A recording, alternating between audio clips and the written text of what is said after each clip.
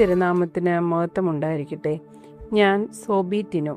Rack മാതൃസമാജം നടത്തുന്ന വണക്കമാസത്തിൻ്റെ ഭാഗമായുള്ള വചനവേദിയിൽ എനിക്ക് നിങ്ങളോട് ഇന്ന് പറയാനുള്ളത് യോഹന്നാൻ 19 അധ്യായം 27 വാക്യം. അനന്തരം അവൻ ശിഷ്യനോട് പറഞ്ഞു, ഇതാ നിന്റെ അമ്മ.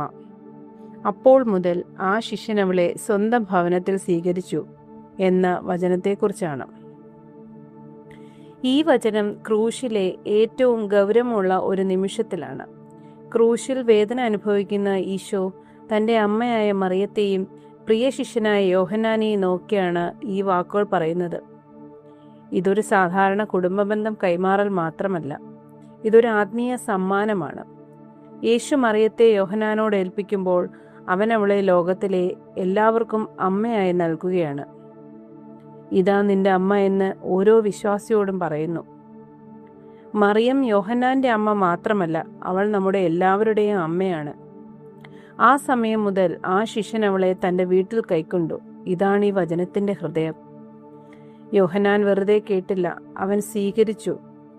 അവൻ മറിയത്തെ തൻ്റെ വീട്ടിൽ കൊണ്ടുവന്നു. അതൊരു ഭൗതിക വീട്ടിൽ മാത്രമല്ല, ഹൃദയത്തിലേക്കും ജീവിതത്തിലേക്കും. ക്രൂശിന്റെ അടിയിൽ നിൽക്കുന്ന മറിയം വേദനയിൽ പോലും ഉറച്ചു നിൽക്കുന്ന വിശ്വാസത്തിന്റെ പ്രതീകമാണ്. തൻ്റെ മകന്റെ വേദന കണ്ടിട്ടും അവൾ ദൈവത്തിൽ നിന്ന് മാറിയില്ല. അവൾ നിശബ്ദമായി ദൈവത്തിന്റെ പദ്ധതിയെ സ്വീകരിച്ചു. പരിശുദ്ധ അമ്മ നമ്മുടെ ആത്മീയ അമ്മയാണ്. നമ്മുടെ ജീവിതത്തിൽ നമ്മെ സംരക്ഷിക്കുകയും നയിക്കുകയും ചെയ്യുന്ന ഒരു അമ്മയായി മറിയത്തെ നമുക്ക് നൽകിയിരിക്കുന്നു. ആ അമ്മ നമ്മെ പഠിപ്പിക്കുന്നത് വേദനയിലും ദൈവത്തിൽ ഉറച്ചു നിൽക്കാനാണ്. ഇതിൽ നിന്ന് നമുക്ക് മനസ്സിലാക്കാൻ കഴിയും, ഇതാ നിന്റെ അമ്മ.